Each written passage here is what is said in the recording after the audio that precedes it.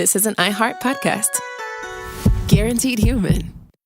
Hey folks, owning a home means one thing. Something's gonna break. AC, plumbing, fridge, and it's never convenient or cheap. That's where American Home Shield comes in. An AHS Home warranty can help protect your wallet from pricey breakdowns on even your oldest appliances and systems. And if they can't repair the covered item, they'll replace it. So check out American Home Shield and get 20% off any plan at ahs.com/SYSK and see promo details. See ahs.com/contracts for coverage details, including service fees, limitations, and exclusions. American Home Shield. Don't worry, be warranty. Stuff You Should Know is brought to you by Grainger. Grainger knows that if you're an HVAC technician and a call comes in, you need a partner that helps you find the right product, fast and hassle-free. And you know that when the first problem of the day is a clanking blower motor, there's no need to break a sweat. With Grainger's easy-to-use website and product details, you can be confident that soon you'll have everything humming right along. Call 1-800-GRAINGER, click Grainger.com, or just stop by. Grainger, for the ones who get it done. Welcome to Stuff You Should Know, a production of iHeartRadio.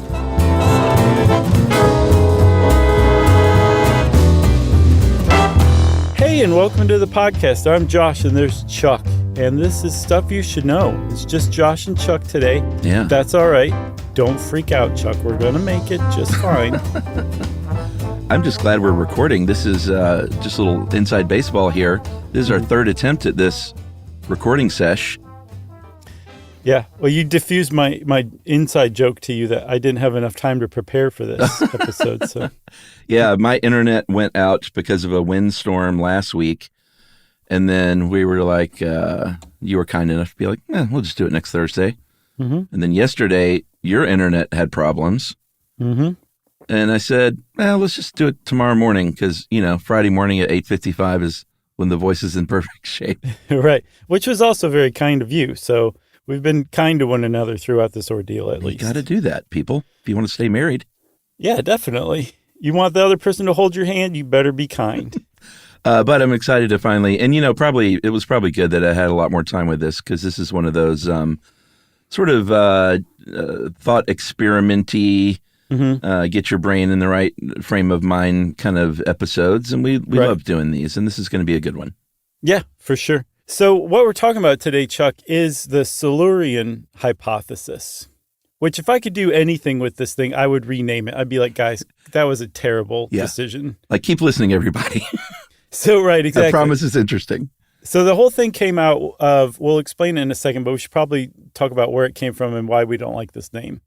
The whole thing came out of a meeting between a guy named Adam Frank, who's an astrophysicist at the University of Rochester, and a guy named Gavin Schmidt, who's the bigwig director for the Goddard Institute for Space Studies, a NASA joint. Yeah.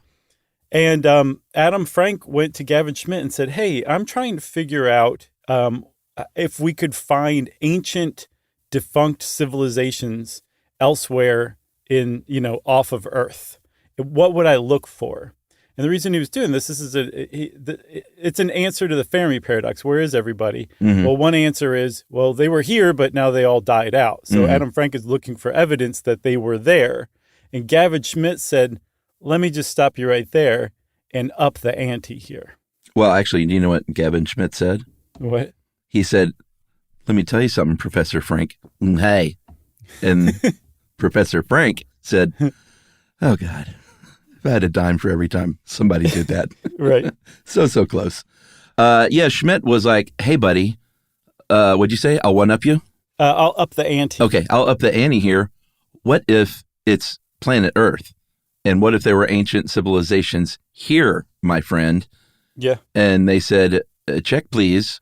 Yeah, Adam Frank just vomited directly all over Gavin Schmidt's desk, very famously. Yeah, I think they sort of started chatting about this thing. And we should point out that, they wrote a paper, we'll get to that in a second, and they named it Silurian Hypothesis, but neither one of them think like, oh, I think this is what happened. Right. It's more, it's a thought experiment. It's what happens when two remarkably intelligent people get together sometimes and take LSD. One of the other things about it that I think makes it worthwhile, too, first of all, these guys were the first scientists to seriously explore the idea, which you can apply science to anything like that. And Sure. even though they don't think that's correct, they don't rule it out. You Yeah. can't rule it out. There's not enough information to rule it out, right? Yeah. But the other thing that it does is it provides kind of like a guide to see what we're doing now, what signals we're going to leave in the far future as well. Yeah, absolutely. So I imagine they went to another venue. They went to a bar afterward to have a drink. Yeah. Keep this party going. And they were like, well, there's been enough time for something like this to have happened. Yeah. Because when you look at the fossil record, the oldest thing that we know of is a cyanobacteria fossil that's about 3.5 billion years old that was from the ocean. Yeah. And if you're talking about complex life, then you only have to go back about 540 million years ago to the Cambrian explosion. Mm-hmm. So like anything beyond that was, stuff like cyanobacteria that we know of at least. So any prior intelligent species wouldn't theoretically be older than that Cambrian explosion. Yeah. They call it an explosion because everything went from single-celled organisms, like you were saying, to like basically all the types of animals on the planet today. Yeah. Just like it exploded. It's just the best name for it. You really can't add to that. But there's another character we need to add here, and his name is Jason Wright. I like this guy. He's an astronomer at Penn State. And he said, whoa, guys, and this is in a separate paper that I think even predated the Silurian Hypothesis paper. He was sitting next to them, overhearing them at the bar. Right. They were like covering their work while they were... Yeah, exactly. So Jason Wright says, not to them directly, but in general, he's like, okay, we don't know that you have to stop at the Cambrian explosion to look for intelligent life on Earth in the past. And the reason why is because we have that's using a really limited definition of life. That's using the kind of life that has certain body plans with a central nervous system. Mm-hmm. Some have like backbones, some don't, some are jellyfish. Doesn't matter. Like, what if there's other kinds of life out there? What if some of those single-celled organisms had gotten together and formed like a hive mind colony that was capable of intelligent industrialization?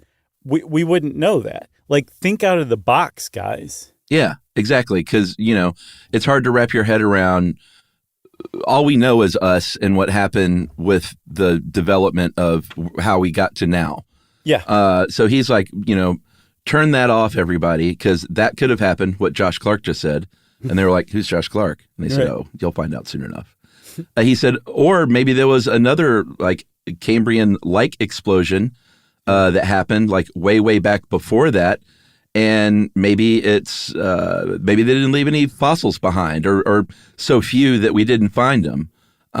Or maybe, there was a cataclysm that destroyed everything. Like there was this complex life. It destroyed everything. And it kind of just rebooted the system with these single-celled organisms. And that's what we know as the start. Right. Yeah. And they went, whoa, buddy. I know. It's pretty cool. Can I pay for this guy's drink? Yeah. Can I buy you a beer? So Gavin Schmidt and Adam Frank are like, we think we're on to something here. Let's kind of flesh this out a little more. And I think it was Gavin Schmidt who suggested they call it the Silurian Hypothesis. And the reason they call it the Silurian, that's I think a period or an epoch or something in Earth's history, 500-something million years ago. But they weren't naming it after that. They were naming it after a race of lizard people who are characters on Doctor Who. Yeah. Do you have any Doctor Who experience? None. Okay. I feel like it's like this whole thing out there that's just waiting for me to meet it. And I'm like, I don't know. I mean, I don't know anything about it, but I just caveat that because there may be emails coming in that are like, they're not lizard-like people. They are this. Like, I have no idea. I looked at pictures of them like you did, and they look like lizard, reptilian-type creatures. They do. So, for all intents and purposes, if you're not super into Doctor Who, they're lizard people.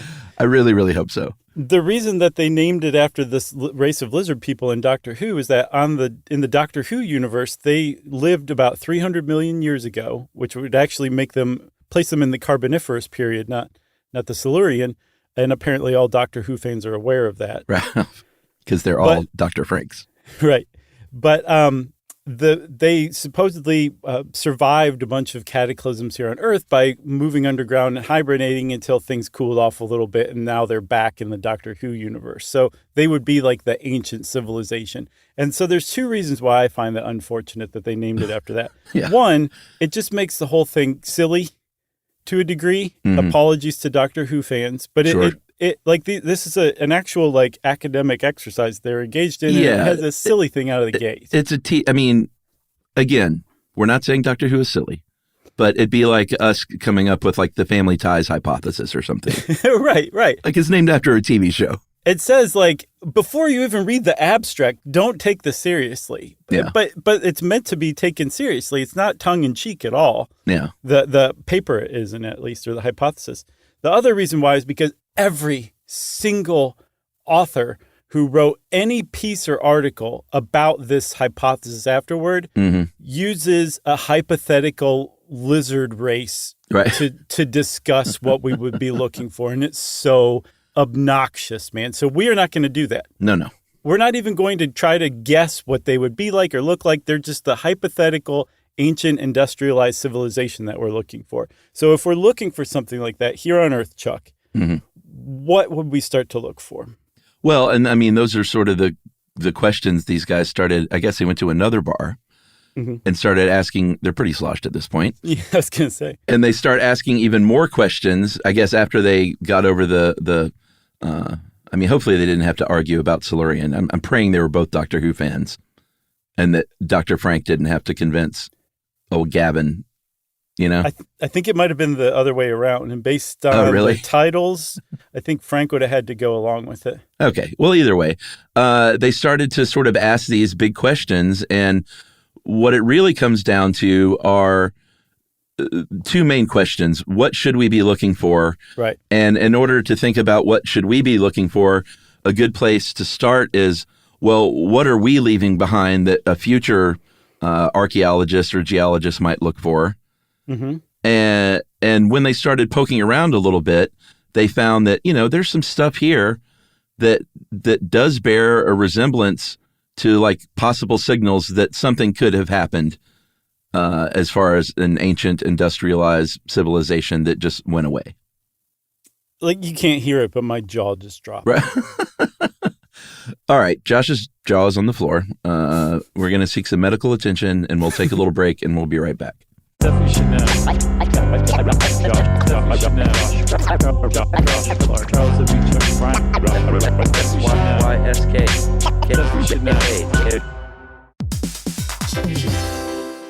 Hey everybody, we're here to talk to you about Wayfair, who believes that spaces should be functional, they should be comfortable, they should be well designed, and they can be well designed by you with their help. Your updated space should feel more comfortable, inviting, and practical for everyday use. And we're talking about outdoor seating. We're talking about grills. We're talking about major appliances. If you need storage solutions, Wayfair can help you out. Patio lighting, rugs, decor. It is your one-stop shop for home. Yeah. I mean, it's getting nice out, so it's time to think about living outdoors for the next few months. And Wayfair knows that outdoor furniture, it's heavy, it's intimidating to assemble. So Wayfair has stepped in and said, we're going to handle the hard part so you don't have to. That's right. You can shop Wayfair Verified, your shortcut to the good stuff. And that means their team of product specialists are going to vet everything by hand using a 10-point inspection, testing things like, quality materials, functionality and features, and even how long it takes to build that piece of furniture. And the overall experience save time, reduce hassle, and improved convenience. Patio season is here, and these deals won't last. So head to wayfair.com right now to get your outdoor space ready for way less. That's WAYFAIR.com. Wayfair, every style, every home. Introducing the all-new Mazda CX-5, featuring more connection. Hey Google, where's the nearest Pilates class? Safety that has your back. More discovery on the scenic routes. More passion in the details. And more control in changing weather. The all-new Mazda CX-5. More to move every side of you. See it in 5 films at mazdausa.com/5sides. Google is a trademark of Google LLC. Sequences shortened and simulated. Dell PCs with Intel Inside are built for the moments that matter, for the moments you plan and the ones you don't. Built for the busy days that turn into all-night study sessions, the moment you're working from a cafe and realize every outlet's taken. Yeah, the times you're deep in your flow and the absolute last thing you need is an auto update throwing off your momentum. That's why Dell builds tech that adapts to the way you actually work. Built with a long-lasting battery so you're not scrambling for the closest outlet, and built-in intelligence that makes updates around your schedule, not in the middle of it. That's right. They don't build tech just for tech's sake. They build it for you. Find technology built for the way you work at Dell.com/Dell PCs. Built for you.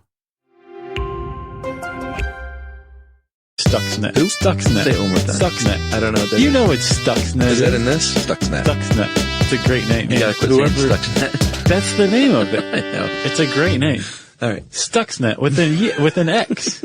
All right, so we're back, and we were talking about where you might, or what you might look for if you're looking for a previous advanced civilization. Mm-hmm. And sort of the obvious first place, we're going to start easy and get a little more complex here. It's just like all the physical stuff. Like if you're an industrialized, intelligent civilization, you're going to have industry and cities and factories and things and skyscrapers and buildings. And it's hard to wrap your head around all that stuff being gone one day when you're living amongst it. But like the life of a skyscraper is about 50 years without human intervention to, start. That's why when you go to New York, every building has scaffolding on it practically. Mm-hmm. Because you have to keep those buildings up. They start falling apart because of corrosion and erosion. So without that, even though it's hard to imagine, everything will eventually be gone. And we're talking about in the grand scheme of the big timeline. So like hundreds of millions of years. Yeah. But for a city itself, I mean, apparently water intrusion is a big problem for all of those tall buildings, as well as erosion and corrosion and all that. They're like, it's not going to take millions of years for them to go away. We're talking thousands to tens of thousands of years. Yeah.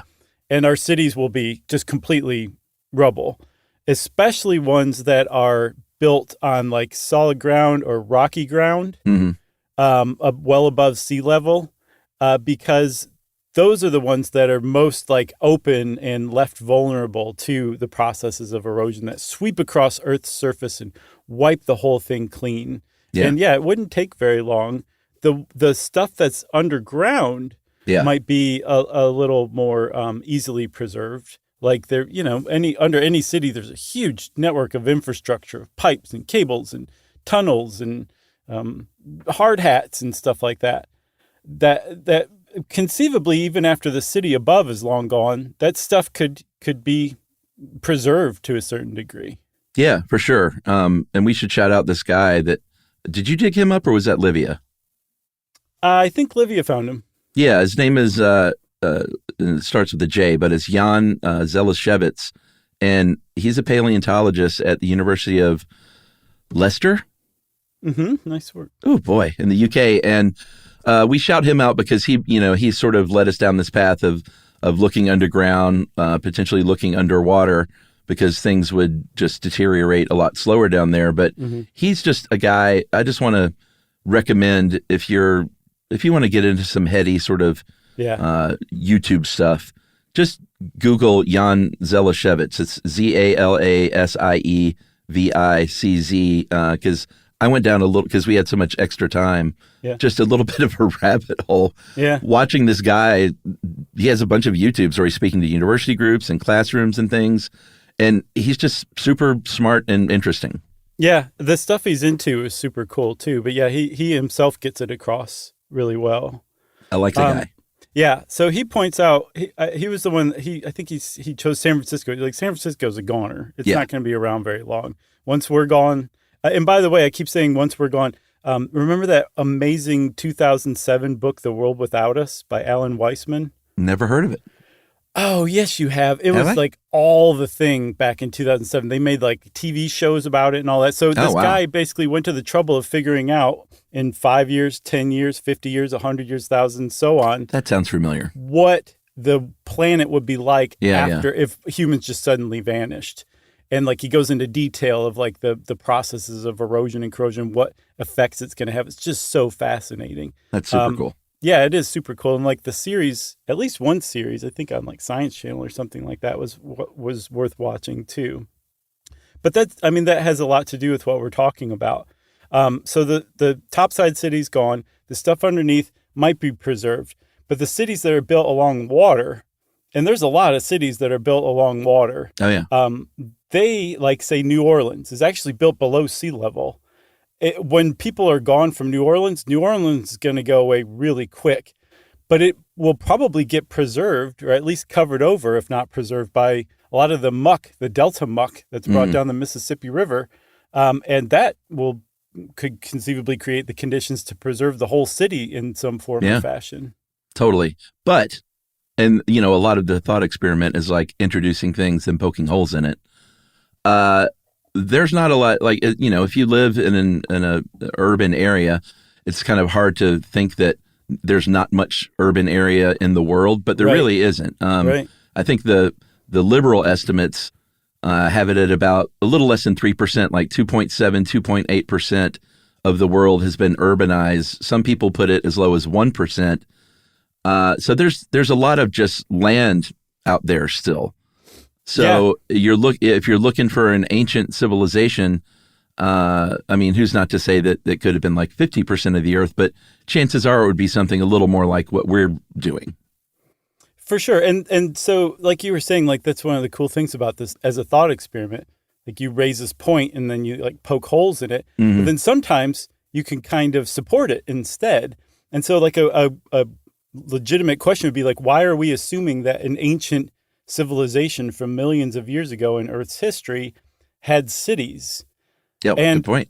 The reason why, if they have any kind of intelligence, typically the more of an intelligent organism you put together, the more advanced it becomes. Like 12,000 years ago, there was something like 15 million people across all of planet Earth, tops. But then as we started to grow in density, thanks to like agriculture and animal domestication, all of a sudden our technology started to develop at a really rapid pace, geologically speaking. And now here we are. So we could assume that there'd be some form of density because you need X number of intelligent organisms to advance to an industrialized civilization, one would imagine. So there's actually a legitimate reason to think that they would have cities that we could look for. The problem is this, Chuck, and you know this as well as I do. Yes. We'll see. The Earth does not like things like cities and ruins or fossils. Let's talk about fossils. Yeah. I mean, that seems to be the next best place to start looking. If let's say the buildings are gone, fossils are how we know what happened in our distant past. But fossils are tough just because of how rare they are and how hard it is to make one and how sort of lucky it is that they happen to begin with and that we find them. The T-Rex is a great example. Just a little like back in the envelope math. Some estimates say that somewhere in the neighborhood of 20,000 T-Rexes at any given time during their run were stomping around planet Earth with their tiny little baby arms. They were around for about 2.5 million years. That comes out to roughly 127,000 generations on the lifespan of a T-Rex. So we're talking total, roughly, of course, about 2.5 billion individual T-Rexes that lived and died at any point in their history. And we only found 50 fossilized skeletons, which is about 2 millionths of 1% of the total population. Yeah, I should forewarn you that 2 millionths of 1% is my math personally, but I did use an online percentage calculator like 3 different times to make sure. Right. So it's accurate, my friend. Oh, I know the math people are always checking you. I was about to say getting your back, but really trying to prove you wrong. No, they're not getting my back. I got a target on my back. That's what they're trying to get. But the movie Jurassic Park, as silly as some of that stuff was, with it, great movie, don't get me wrong. But, the mosquito being covered in amber, like if you look at that movie, like that one mosquito got trapped in amber. And that's kind of what we're talking about here is just sort of the dumb luck of the fossil happening to begin with, and then that fossil that's buried eventually getting pushed up to the Earth's surface where we can find it. Right. But within the window between it popping up and it being findable to it eroding to where it's not findable anymore. It's like, it's all, I mean, that's why we don't have, billions and billions of fossils, is because it's just really rare to make one and find one. Yeah, not just making one, but yes, finding one. It's all a product of time and space in a really complex formula. And I saw in an article called "How Can I Become a Fossil" by John Pickrell from 2018 on BBC. Really well worth reading. Did it say start listening to the Doobie Brothers? Nice. Oh yeah, R.I.P. Dickie Betts, huh? Well, the Allman Brothers, but sure. Well, yeah, I know, I knew that. But yeah, okay. I mean, they're both brothers. Yeah, same time period. R.I.P. Dickie Betts. That was a tough one. If you had been in my brain, it would have been. No, I got you. Yeah, of course. Dickie And Betts. it's also 9:20. So John Pickrell cited an estimate that 0.1% of all the species that have ever existed has had one of their individuals fossilized. Oh, wow. So just really tiny, tiny percentages of fossils are ever created. But, and also I got to just say this quote too. There's another article called The Anthropocene is a Joke. Yeah, I thought you were going to skip this one. This is great. Yeah, a guy named Peter Brannon, who's a science writer, wrote it. And basically he's explaining like just how insignificant humans have been on Earth, even as much as we've affected Earth, just how insignificant it actually is and how easily Earth will shake our stuff off. Yeah. But he had this great quote. I think you should say it. Oh, okay. Do you know where he's from? So I can prepare? No, let's say Austria. You jerk. I mean, I guess it's sort of German. Ish. I'm just going to read him as American. Okay. This is a great quote. Each fossil was its own miracle, sampled randomly from almost 200 million years of history, a few stray windblown pages of a library. Isn't that great? Yeah, that really drives it home. It really does. So hats off to Peter Brannon and John Pickrell. Definitely go read those. And also go watch YouTubes of Jan Zelashevich, right? Zelashevitz. Kind of like Manischewitz. Right, but with a Z. Yeah. So all of that said, though, we have discovered really, really old fossils. The oldest hominid, our ancestor, the oldest indisputable ancestor to humans, Australopithecus anamensis, was walking around almost 4.5 million years ago. And we have a skeleton of that guy. So as miraculous as fossilization and discovery of fossils is, it does happen. Yeah, absolutely. And that's hominids. Our old buddy, Jan Zelashevich, is like, you know what else could happen is we're creating a bunch of potential technofossils as we advance. Like somebody could find a smartphone one day. Somebody could find a grocery bag that's been fossilized. Sure. The more likely thing that's going to be found is not some smartphone that you could plug in and then reboot. Right? They'd be like, let's see what pictures this guy had. But it might be something like a brick or a glass bottle that's, that clearly human made, that's like artificial in shape, and it may be stamped with like a company name or something like that. Like something like that is more probable for a future archaeologist to find as a technofossil. Yeah. So, or plastic, right? Plastic is another good one. We actually don't know how long it takes plastic to break down to its constituent parts. We know that it breaks down into really, really small particles, but there's still like microparticles of plastic. It's like intact particles of plastic, right? And if a future like race discovered our plastic, they'd be like, this is really bizarre. Yeah. Because by definition, the plastic we make is artificial. There are like polymers in nature, like cellulose, that are an analog to our plastic, but all the plastic we make is not found in nature. So if they found that, they'd be like, this is kind of weird. What's going on with this? Yeah, for sure. And then chicken bones too, Chuck. Have you ever seen, it was an Instagram account, it may have been called Atlanta Chicken Bones. No. That were just these great pictures of chicken bones in parking lots and sidewalks all over Atlanta. Right.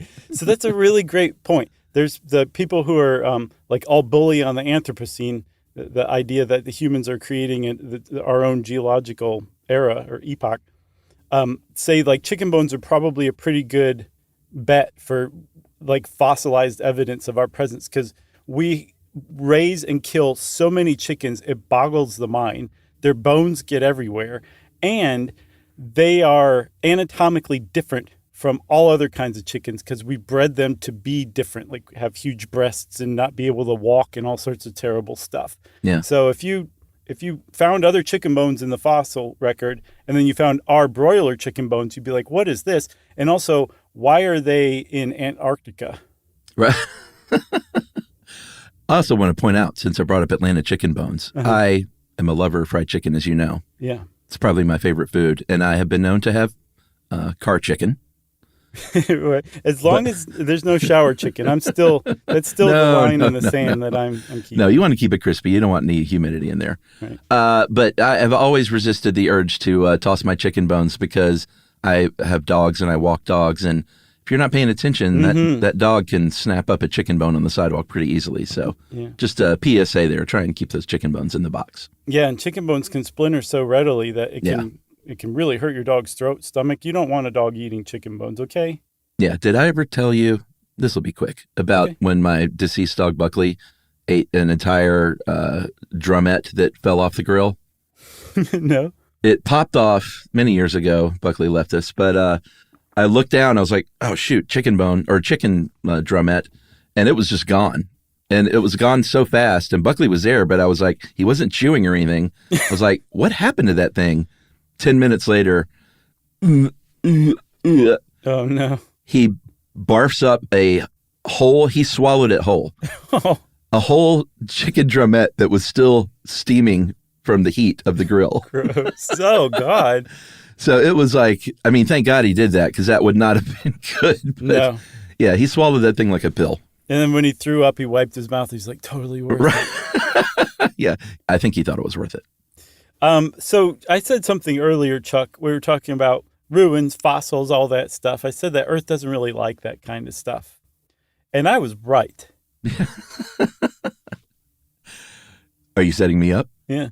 Yeah, well, because here on Earth we have plate tectonics. We have a situation where if you're talking about the ocean crust, it subducts below the lighter continental crust, and it's going to push everything down toward the mantle where it melts and then eventually comes back up via like a land volcano, maybe an undersea volcano, to form a new crust. And it's just like this giant, super, super slow recycling conveyor belt. Yeah, it takes, I think on average, about 250 million years for new crust to go through that whole cycle. And that's just on average. It can take hundreds of millions of years longer. It can take less, but that's just kind of generally how slow it is. The point is that after X number of millions of years, that crust is and everything attached to it is totally gone. Once it hits that mantle, it doesn't discriminate. Everything gets melted. Everything gets melted in the mantle. What about on land? Well, land is not subject to the forces of like subduction, right? But it does have that erosion through wind and water, and everything just kind of gets recycled in its own way. Plus also the plates that do collide with one another, and there's, continental fault lines obviously too that produce earthquakes.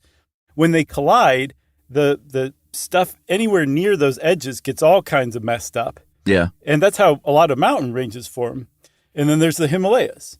The thing is that erosion, that process of erosion that completely recycles Earth's surface over X number of years, in 88 million years, the Himalayas will be gone. It'll just be a meadow where they were. That's one of my favorite sort of facts of the show right there. Yeah. It's hard to imagine this stuff, but yeah. What is it eroding at like 0.1 millimeter per year? And again, we're talking on timelines of hundreds of millions of years here. Right.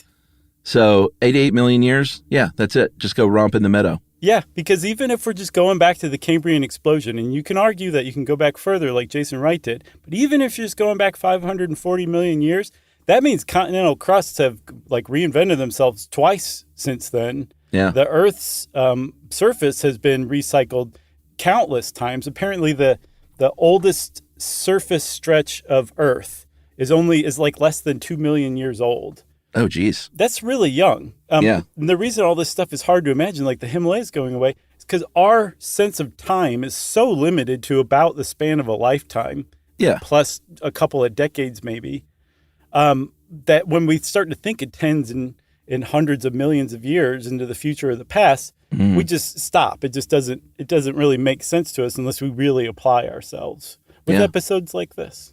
Yeah, exactly. So you've got plates colliding, you've got glaciers do all sorts of, they move entire regions around like bulldozers, but even something as humble as the movement of earthworms through the soil, over enough time, that's going to erode fossils, ruins, subterranean networks of pipes, and essentially we're back to square one trying to figure out what to look for an ancient civilization.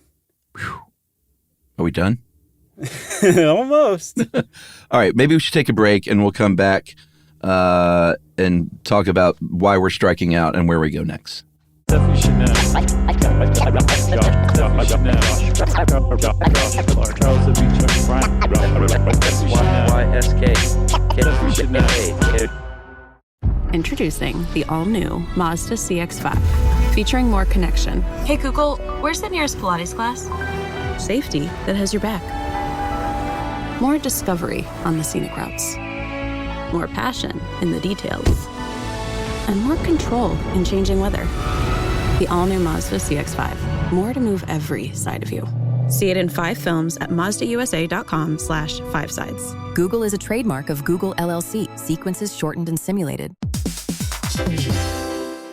Dell PCs with Intel Inside are built for the moments that matter, for the moments you plan and the ones you don't. Built for the busy days that turn into all-night study sessions, the moment you're working from a cafe and realize every outlet's taken. Yeah, the times you're deep in your flow and the absolute last thing you need is an auto update throwing off your momentum. That's why Dell builds tech that adapts to the way you actually work. Built with a long-lasting battery so you're not scrambling for the closest outlet, and built-in intelligence that makes updates around your schedule, not in the middle of it. That's right. They don't build tech just for tech's sake. They build it for you. Find technology built for the way you work at Dell.com/Dell PCs.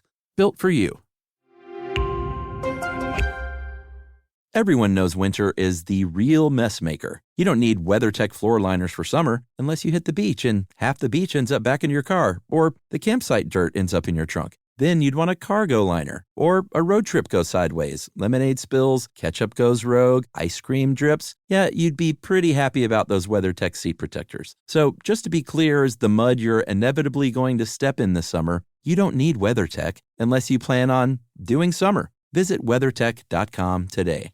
Stuxnet. Who? Stuxnet. Say it one more time. Stuxnet. I don't know what that You is. know it's Stuxnet. Is that in this? Stuxnet. Stuxnet. It's a great name. You gotta quit saying Stuxnet. That's the name of it. I know. It's a great name.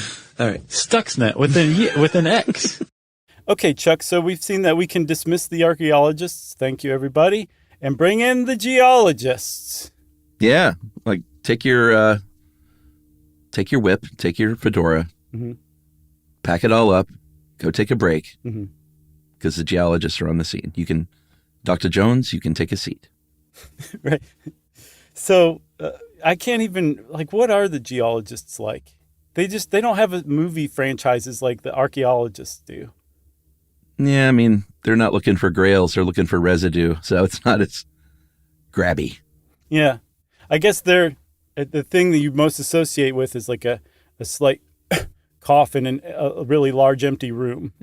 Yeah, like there would never be a movie called Indiana Jones and the Ancient Tree Ring. No. You know? No. Unfortunately. No, but sadly. That's what we're talking about, is the fact that if we were to have a future geologist look back, that's what they would likely be looking for. Like, forget the fossils. They're going to be looking for just little bits of residue by looking at these tiny little layers of sediment that we deposit every day all over the place that eventually becomes rock. And this is how we've, look back at our own past to learn things. That's how we knew that the dinosaurs were exploded, basically, because of that asteroid. And that Cambrian explosion happened because we have studied geology. Yeah, we've learned to study those layers that get put down. And the problem is on Earth's surface, as we've seen, there's the process of erosion. Yeah. And there's an entire layer across the whole globe. It's not just in one spot, but there's a billion-year stretch of the geological record that's just gone. It's missing. This is crazy. I'd never heard of this. Yeah, I hadn't either. It's called the Great Unconformity. And we'll just never know what was there or what happened during that time because there's no record of it. They think that it was just a period where there wasn't a lot of sedimentation put down, but there was a lot of erosion. Yeah. And so some people suggest that it was during Snowball Earth, one of those periods where like ice sheets cover the entire globe 3 miles thick and that they could erode stuff, pretty cleanly across the globe. It's a pretty good theory. But stuff like that happens. So when we're looking on Earth's surface, you run into problems. But because that oceanic crust takes so much longer to recycle, we could look there and conceivably find something hundreds of millions of years old. Yeah, I also got to say, Snowball Earth that's the next great Netflix show waiting to happen. Maybe that's about an adventurous geologist. Maybe so. Yeah. I love it. So, going back underwater seems to be a better bet than because of stuff like the Great Unconformity. Mm-hmm. Going back underwater where that process of wearing stuff away is much, much slower is probably a better bet for us and a better bet for future geologists. Yeah, because all the stuff that enters the ocean or is born and lives and dies in the ocean, it becomes detritus that eventually tumbles down to the ocean floor. And it gets locked in as sediment there. And it happens really, really slowly. I think 0.8 centimeters every 1,000 years is about the average of sedimentation. So that means that so far we have accumulated about 0.16 centimeters of ocean sediment that would bear our presence, possibly even bear the signals that we ever lived. But we're adding to it every day. Thanks to things like nitrogen fertilizer that we overuse, that enters the watersheds and eventually goes to the ocean and then goes and gets trapped in sediment. And so if you were a future archaeologist or geologist and you were looking at the layer where we existed, you'd be like, what is all this nitrogen suddenly doing here? And then also, what are these weird polymers? Yeah. That used to be our plastic from all the stuff, all the plastic that ends up in our oceans. Those will eventually fall down to the bottom and become trapped in the sedimentary layer too. Yeah. So that super soaker that your kid lost beyond the point where the waves would bring it back in is eventually going to end up at the bottom, or the trash that is floating around the ocean. All that stuff is going to go down as well. And so this is going to leave behind like a trace, a sediment trace, where a future geologist might say, well, hey, I see that there was a specific time period 100 million years ago where there was a spike in nitrogen or a spike in these weird human-made polymers, or maybe they didn't know that there were humans, but maybe either way, like we were lizards. Yeah, something that doesn't jibe with what we have going on today. Right. There are all these weird spikes, so there was clearly something going on in this time that we now think of as our time here on planet Earth. Yeah, because that's how we find mysterious signals in the geological record. You compare it to what's above and what's below it. And if something suddenly appears or disappears, it's like, look here, look closer here. Yeah. Radioactivity will probably be a marker that will be behind too. From all the nuclear tests, there'll be plutonium-244 and iodine-129, which have half-lives in the millions, tens of millions of years. If we end up going out in a massive nuclear war, you bet that will leave quite a signal in the geological record. And one of the other things about leaving like a record in oceanic crust is that the Earth goes through cycles of like cooling and warming and cooling and warming. And when it cools, the sea levels decline. It gets sucked up into ice. And so what's under the ocean may end up hundreds of miles inland for future archaeologists to find, probably more easily than they would if it were underwater at the time. Yeah, for sure. So, sort of striking out all over the place, such that our old astronomer friend Jason Wright is like, maybe Earth is not the place to look. Maybe we should be looking on a place like Mars that doesn't have plate tectonics and is probably a better, more hospitable place for some ancient thing to be discovered one day. Yeah, and not necessarily a Martian civilization, but an intelligent Earth civilization that sent probes to Mars or something like that. Yeah. The European Space Agency also points out that if anybody had been around to send a probe out into geosynchronous orbit, the furthest reaches of geosynchronous orbit around Earth, it would still be there. Its orbit wouldn't have collapsed yet.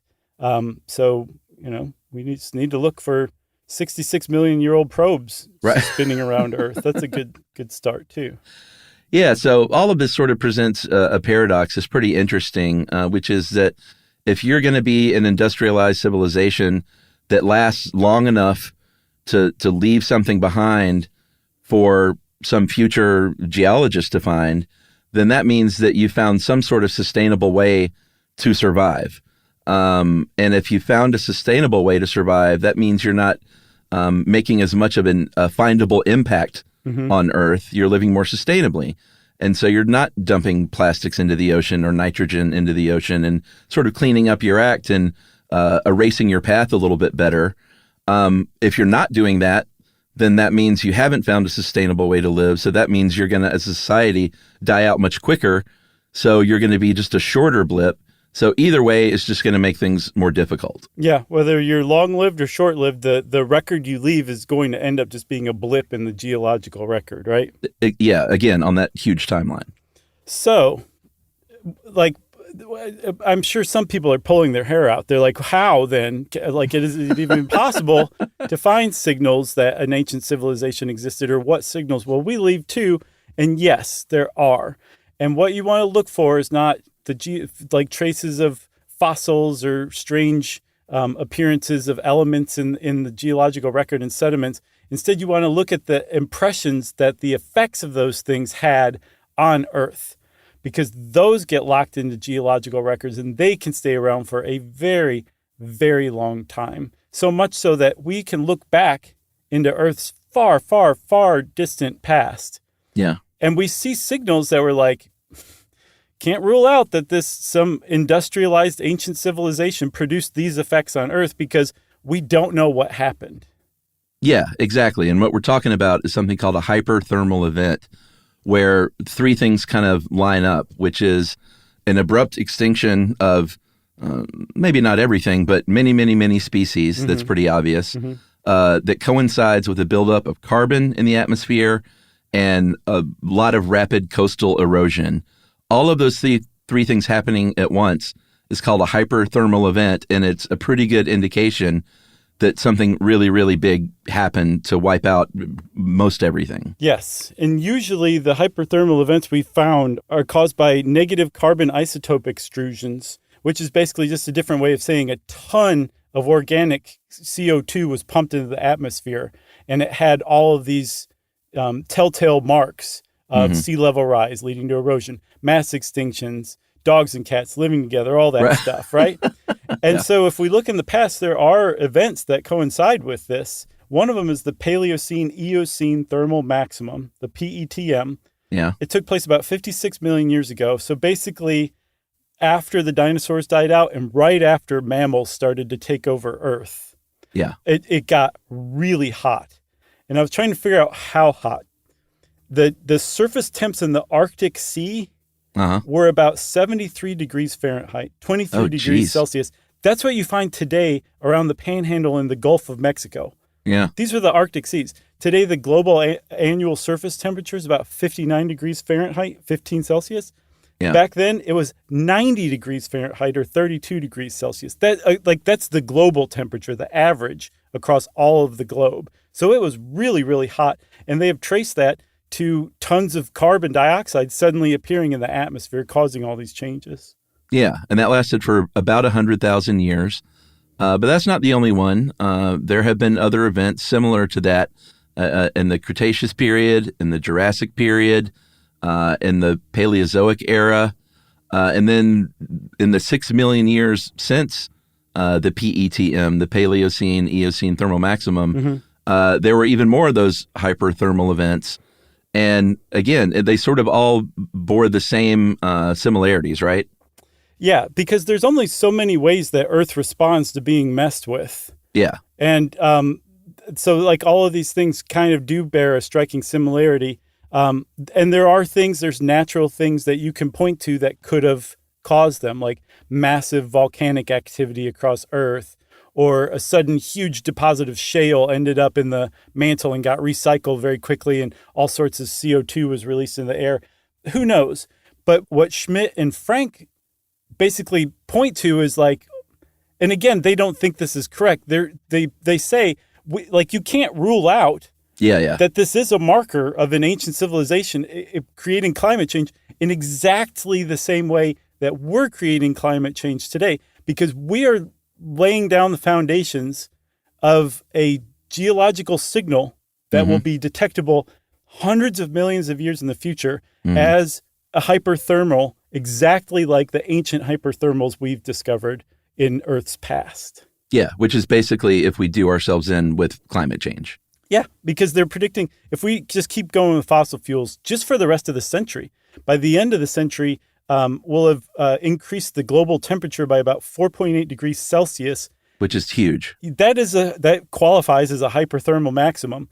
And that PETM, like the biggest hyperthermal maximum that ever happened all of a sudden, that took place over like 1,000+ years.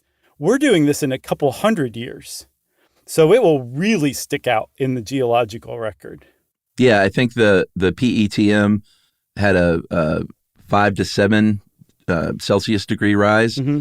And if we're looking at 4.8 in that span of time, that's trouble. Yeah, and that's just by the end of the century. Who knows if we just keep going? We're not quite sure when the whole thing will steady itself out and what the peaks will be when it does, you know? Yeah.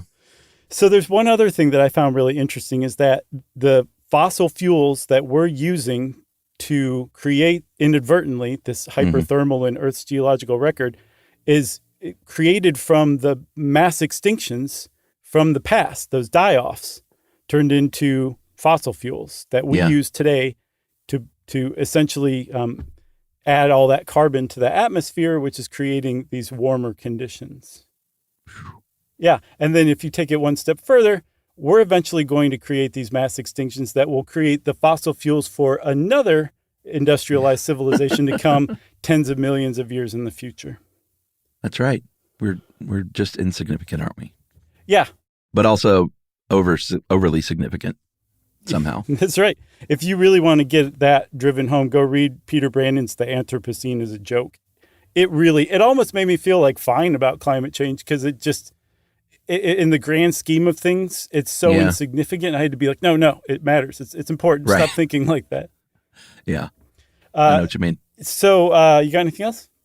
I got nothing else. This is long awaited for us and a lot of fun. Yeah. Let's hope we remembered to press record. Oh God, I would just retire. Well, since Chuck said he would just retire, of course, that means he's triggered listener mail. Yes, this is a story from Dylan. This is one that I know about, or knew about, but I don't know if we ever talked about it, but it's a pretty interesting little thing. Okay. Hey guys, I've been listening to you for about 2 years. Helps cut down on my commute, and I often learn a lot. During the hitchhiking ep, you were talking about the Curb Your Enthusiasm episode where Larry David picks up a sex worker so he can ride in the carpool lane to a Dodgers game. And I wanted to let you know something about that episode. Did you know this? No, I thought this was amazing. Yeah. That episode was actually used to help secure an alibi for a man, Juan Catalan, who was arrested for murder. They filmed the episode during an actual Dodgers game, and it just so happened that Juan and his family were sitting in the same section as Larry David when they were filming, and Juan's lawyer used the raw footage from the episode to help exonerate him. So they picked up this guy for murder, and they proved him wrong thanks to this Curb Your Enthusiasm footage. He was at the Dodger game. Yeah. He couldn't have done it. God did not want Juan in jail. Amazing. There's a short documentary on Netflix called Long Shot, and it is truly one of the stories you can't believe is true. Gotta see it. Thanks for the years of entertainment. I love sharing the knowledge with you guys through listener mail. Stay positive and keep testing negative. Dylan. Awesome, Dylan. You're a cool cat, we can tell. Thanks a lot for that great email. That was amazing, and we will definitely go watch Long Shot very soon. Totally. If you want to get in touch with us like Dylan did, you can send us an email. Send it off to stuffpodcast@iheartradio.com. Stuff You Should Know is a production of iHeartRadio. For more podcasts from iHeartRadio, visit the iHeartRadio app, Apple Podcasts, or wherever you listen to your favorite shows.